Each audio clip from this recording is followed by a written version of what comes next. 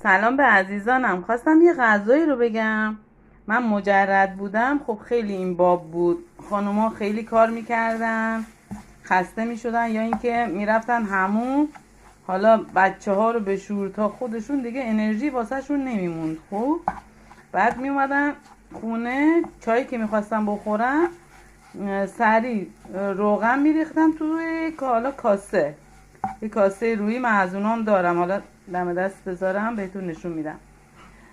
سریع یه قاشق دو قاشق آرد تو روغن یه هم میزدن، بعد شکری کوچولو و تخم مرغ. این ببینین حالا چقدر مقوی بود، هم قند داشت در جا، همین که کربوهیدرات اون آردش، و هم تخم مرغ. من الان تخم محلی بود و اینه، تازه از لونه آوردمش و یهویی یاد این افتادم، برای خودم درست کردم.